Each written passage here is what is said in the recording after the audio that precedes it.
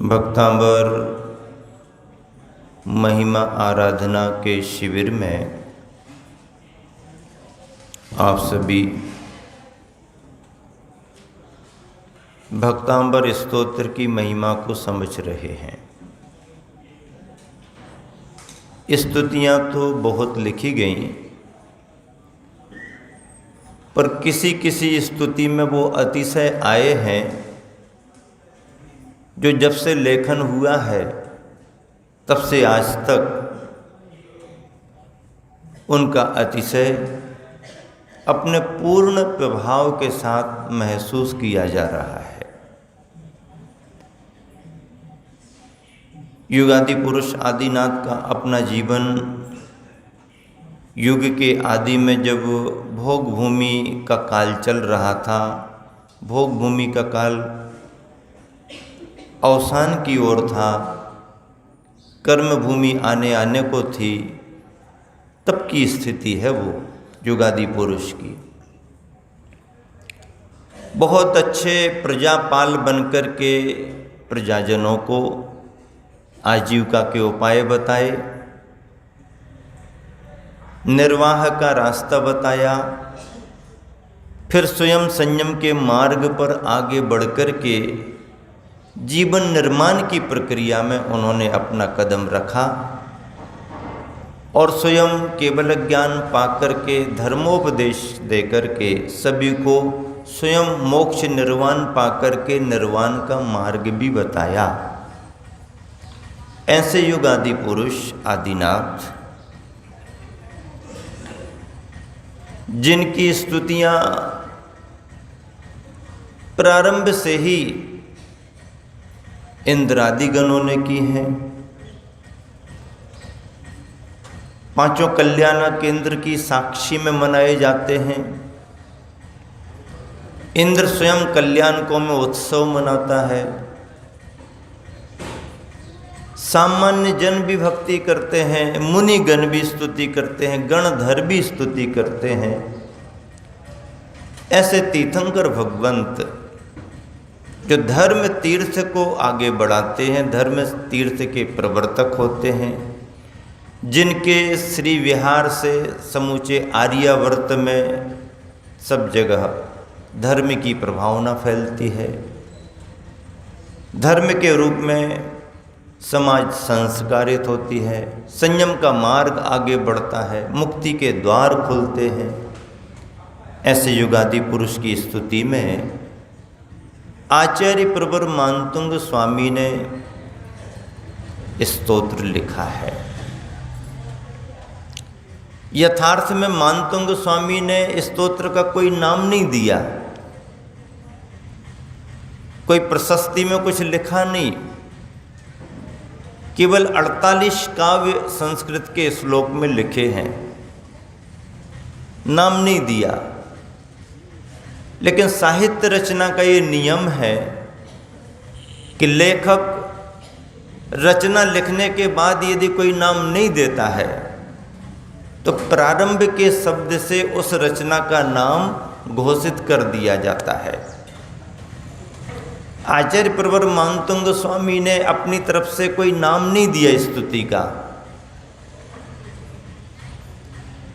तो बाद में कालांतर में स्तोत्र को पढ़ते पढ़ते चूँकि पहला श्लोक भक्तामर प्रणते यहाँ से शुरू होता है, तो भक्तामर शब्द आया है तो स्तोत्र का नाम भक्तामर स्तोत्र हो गया। दो शब्द मिलकर के ये शब्द बना है, भक्त और अमर। अमर यानी देव इंद्रादिगण भक्त हैं, भक्ति करते हैं भगवान की। मनुष्य भी मुनि जन भी करते हैं, भक्तामर स्तोत्र नाम हो गया। आचार्य समंतभद्र महाराज जी ने स्वयंभू स्तोत्र लिखा, 24 तीर्थंकरों की स्तुति लिखी, उन्होंने भी नाम नहीं दिया। लेकिन प्रथम स्तुति आदिनाथ भगवान की स्वयंभू शब्द से शुरू होती है, स्वयंभुवा भूत हेतेन भूतले। पश्चातवर्ती मुनियों ने, आचार्यों ने पहला शब्द लेकर के ये स्तुति स्वयंभू स्तोत्र है। आचार्य कुमुद चंद्र महाराज जी ने कल्याण मंदिर स्तोत्र लिखा, उसमें भी कोई नाम नहीं दिया।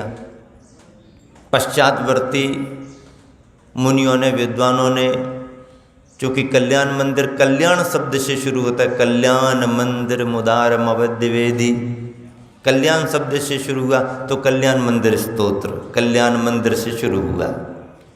ये संस्कृत के नियम है, साहित्य रचना के नियम है। उसी के अनुसार इस स्तोत्र को भक्तामर स्तोत्र कहा जाता। भक्तामर कहा जाता, भक्तांबर नहीं कहा जाता। क्या अपनी सुविधा में आप अपने तरीके से भक्तांबर भी कह देते हैं। भक्तांबर कहोगे तो भक्त और अंबर आएगा। अंबर यानी आकाश होता है, नहीं अंबर नहीं, अमर है, अमर यानी देव। भक्तांबर स्तोत्र है। ऐसे भक्तांबर स्तोत्र की महिमा को समझने में आप सभी ने कल तक भगवान के प्रातिहार्यों को समझते हुए भगवान के श्री विहार की महिमा को भी सुना था।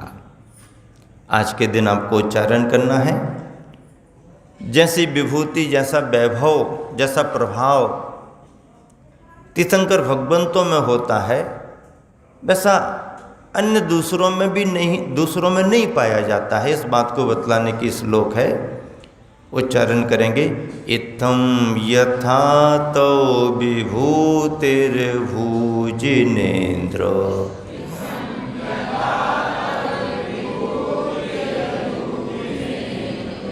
धर्मोपदेशन विधौ न तथा परस्य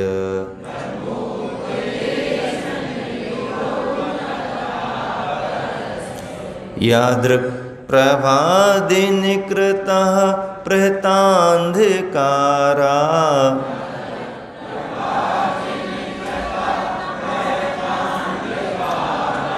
यादृक् प्रभादिनिकृतः प्रहतान्धकारा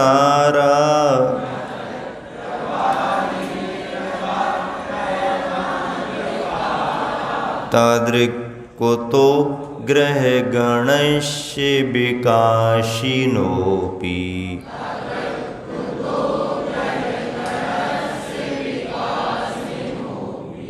इत्थं यथा तौ विभु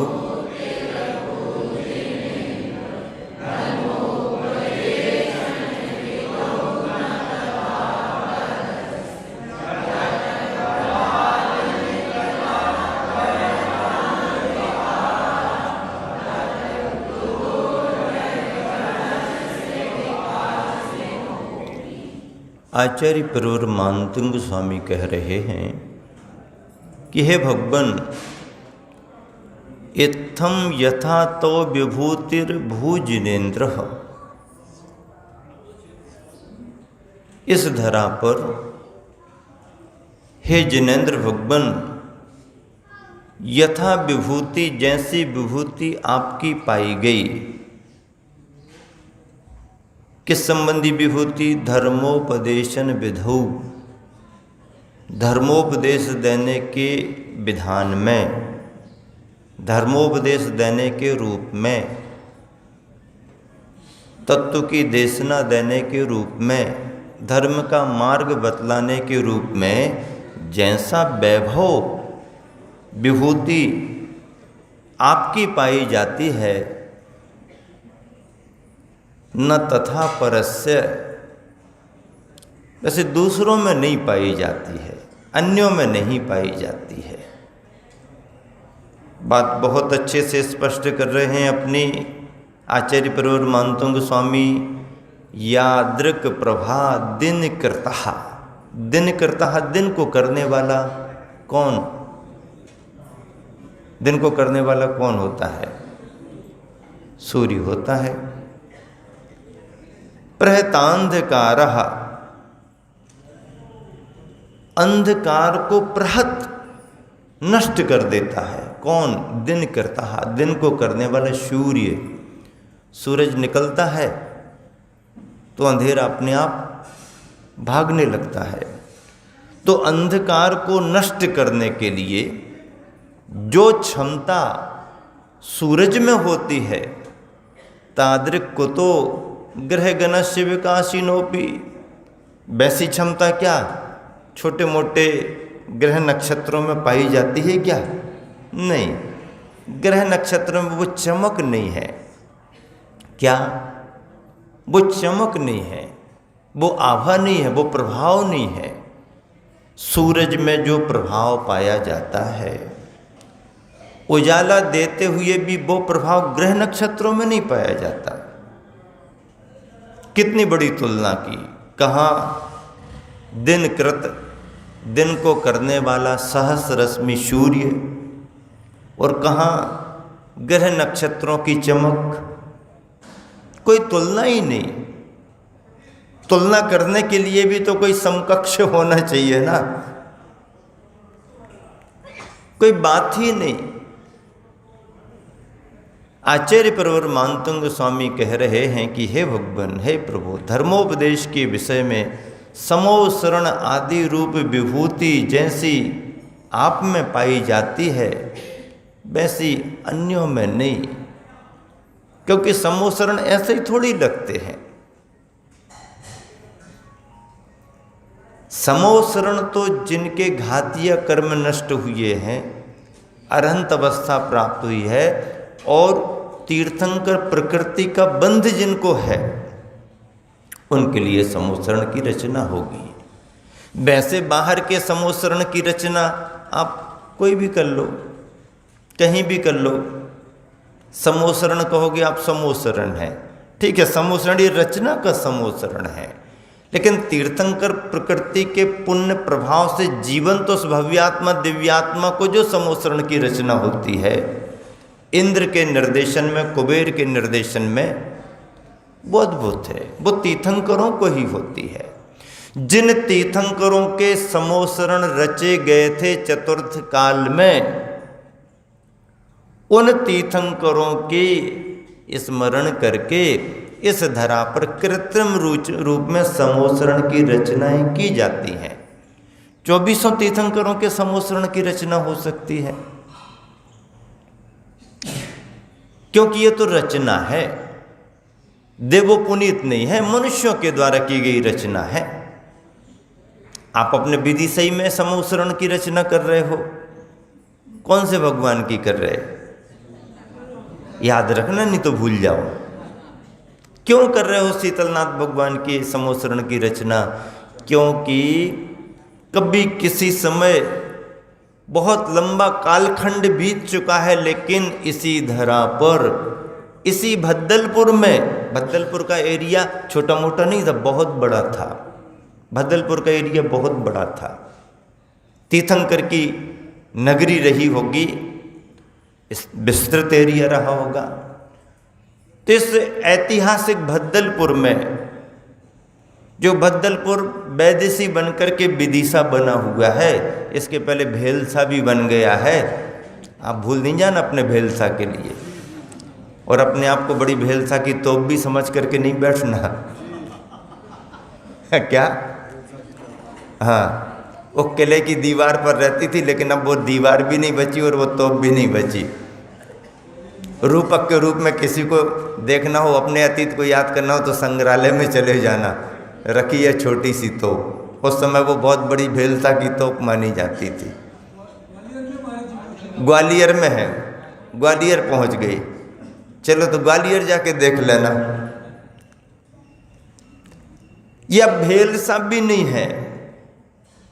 भद्दलपुर को भी लोग भूलने लगे, विदिशा के नाम से जाना जा रहा, लेकिन विदिशा तुम्हारा भद्दलपुर नाम से जुड़ा रहे, इसके लिए ही ऐसी अद्भुत समोसरण की रचना की जा रही है।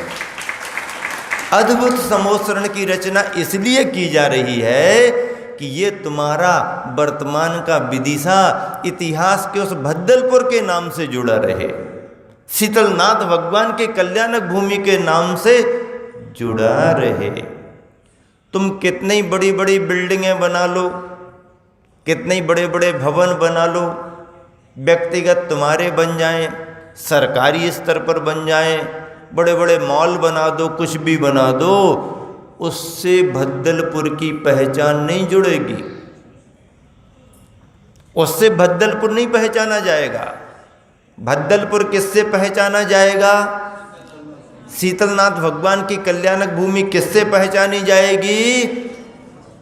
शीतलनाथ भगवान के समोसरण से पहचानी जाएगी।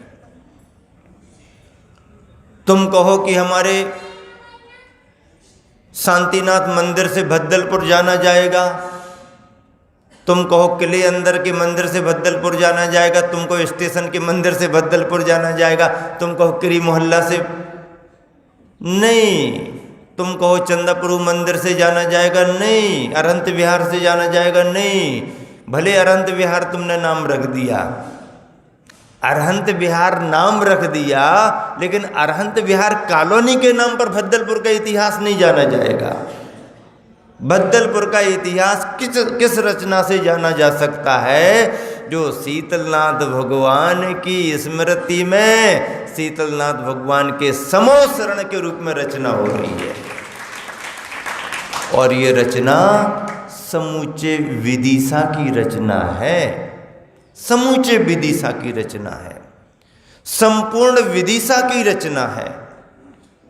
और मैं तो कई बार कह चुका हूं, फिर कह रहा हूं कि बाकी के मंदिर अपनी अपनी कमेटी के मंदिर हो सकते हैं, बाकी के मंदिरों में अपनी अपनी कमेटी के नियम हो सकते हैं, कुछ प्राइवेट भी होंगे, कुछ थोड़े विस्तृत भी होंगे, लेकिन इतना विस्तृत पंचायती मंदिर विदिशा में यदि कोई है तो केवल एक शीतल धाम या समोसरण मंदिर है, जिसके लिए समूची विदिशा की समाजों का ट्रस्ट है। ये शीतल धाम बिहार न्यास ट्रस्ट संपूर्ण विदिशा की दिगंबर जैन समाज का प्रतिनिधि ट्रस्ट है, संपूर्ण दिगंबर जैन समाज का प्रतिनिधित्व कराने वाला ट्रस्ट है। इतना बड़ा पंचायती मंदिर पंचायती कह रहे हैं, पंचायती कहें कि नहीं कहें, कह सकते ना, संपूर्ण विदिशा की समाज को प्रतिनिधित्व देने वाला, इतने बड़े ट्रस्ट के माध्यम से निर्मित होने वाला, समूची समाज के योगदान से निर्मित होने वाला एकमात्र इकलौता शीतल धाम का समोसरण मंदिर है, जो डायरेक्ट शीतलनाथ भगवान के इतिहास से भद्दलपुर से जुड़ने वाला है। बहुत बड़े गौरव की बात है। संपूर्ण विदिशा की समाज को, विदिशा वासियों को इस पर गर्व है। और ये धरोहर केवल विदिशा की धरोहर नहीं है, ध्यान रखना, ये धरोहर समूचे भारतवर्ष की धरोहर बन रही है, समूचे भारतवर्ष की। और केवल भारतवर्ष की ही धरोहर नहीं है, यदि विदेश में रहने वाला भी कोई श्रद्धालु अपनी भावना से यदि समोसरण मंदिर में मूर्ति विराजमान कर रहा है, सहस्त्रकोट जिनालय में मूर्ति विराजमान कर रहा है, तो समझ लीजिए ये धरोहर तुम्हारे भारत से बाहर निकल करके विश्व की धरोहर भी बनने वाली है। इतनी व्यापकता, इतना विस्तार इस समोसरण मंदिर से जुड़ा हुआ है। और इसलिए इस आनंद की अनुभूति को हम और आप सभी महसूस करते हैं कि जिस इतिहास को संभालने के लिए, सुरक्षित रखने के लिए कितना प्रयास किया विदिशा वासियों ने। उन पूर्वजों को याद करना पड़ेगा जिन्होंने शिलालेख पढ़ पढ़ करके, जंगलों में जा जा करके, खुद का अपना भोजन पानी ले जा करके पत्थरों में अपने सिर मारते रहे, पत्थरों में अपने सिर रगड़ते रहे और कागज पर कलम चलाते रहे। उन्हें याद किया जाना चाहिए। ऐसे वो परिवार, मैं कई बार बड़े गर्व के साथ उल्लेख करता हूँ कि विदिशा के, भद्दलपुर के इतिहास को यदि किसी ने सुरक्षित किया है दिगंबर जैन परंपरा में, तो वो विदिशा के वो ऐसे समर्पित बंधु रहे हैं जिनकी बदौलत, जिनके श्रम से आज शीतल धाम का इतिहास हमारे तुम्हारे सामने विदिशा का, भद्दलपुर का इतिहास बना है। शीतल धाम तो अभी अभी का नाम है, भद्दलपुर पुराना है। उदयगिरी की पहाड़ियाँ इसकी साक्षी हैं। उदयगिरी की पहाड़ियों में बहुत प्रयास किए गए।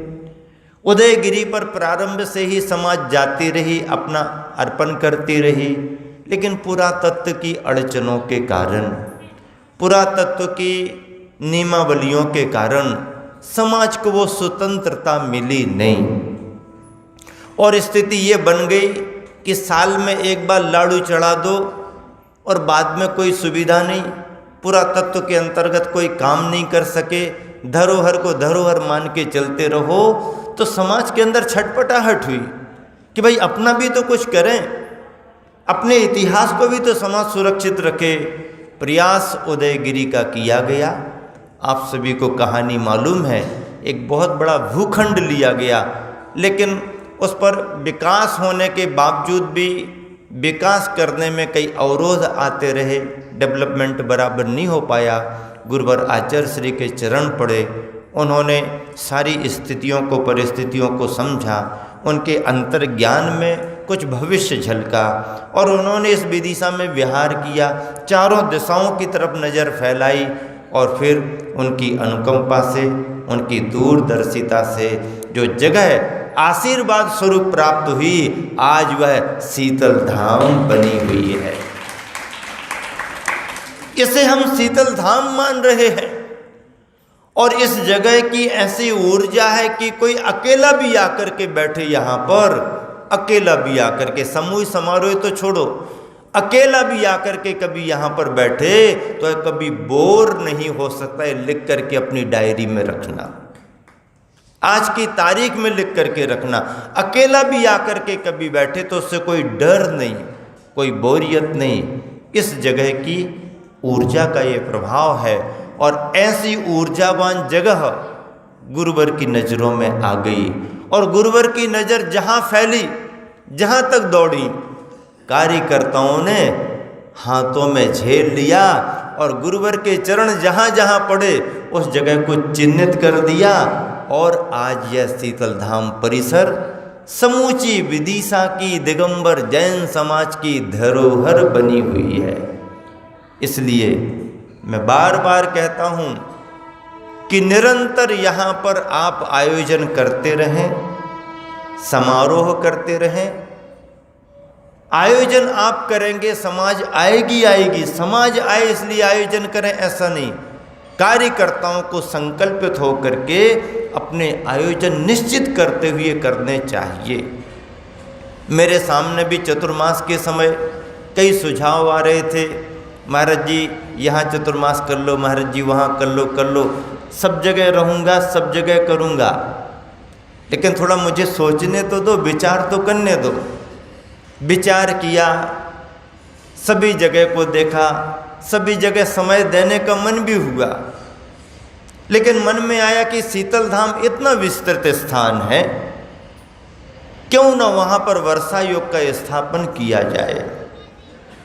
और वर्षा योग का स्थापन करके जो शुभारंभ किया गया, तो पहला दिन है कि आज का दिन है, कहीं कोई भी गाड़ी में रुकावट नहीं आई और किसी के आवागमन में रुकावट नहीं आई और जिस उत्साह के साथ स्थापना हुई थी उसी उत्साह के साथ सारे कार्यक्रम उसी लय में, उसी तरीके से आज भी आगे बढ़ते जा रहे हैं।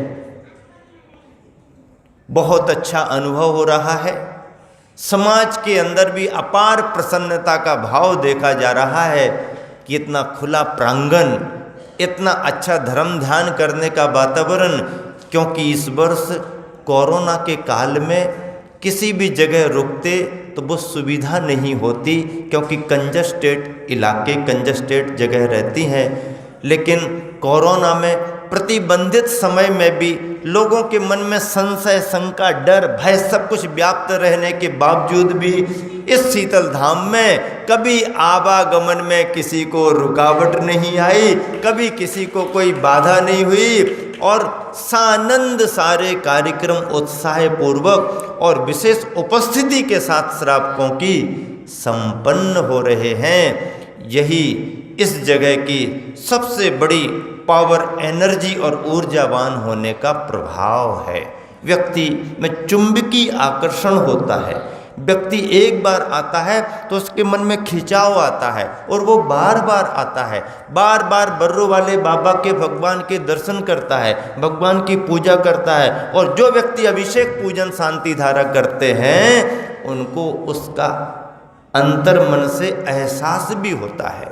चलिएगा, आज के संदर्भ में मैं आपसे इतना ही कहना चाहता हूँ कि आचार्य प्रवर मानतुंग स्वामी कह रहते हैं, जो महिमा, जो विभूति, वैभव तीर्थंकर अरहंत भगवान को समोत्सर्ण के रूप में दिव्य ध्वनि, दिव्य उपदेश देने के लिए प्राप्त होता है, वो अन्यों में, सामान्य ग्रह नक्षत्रों में नहीं, सूर्य तो सूर्य ही होता है।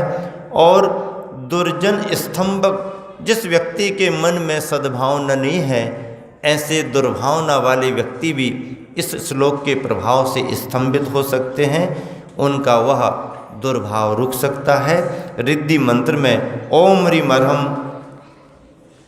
मलौषधि रिद्धि प्राप्तेभ्यो नमः अर्घ्यम निर्पांति स्वाहा। मलौषधि, ऐसे रिद्धि संपन्न मुनि महाराज जिनके शरीर का मैल, कान का, नाक का, आँख का मल भी दूसरों को औषधि बनने की क्षमता प्राप्त रखता है, इतनी क्षमता उसमें होती है। मतलब किसी को इतना स्पर्श भी हो जाए तो उसके लिए वह औषधि का काम कर जाए। ऐसे मलौषधि रिद्धि संपन्न मुनिवरों को प्रणाम करते हैं।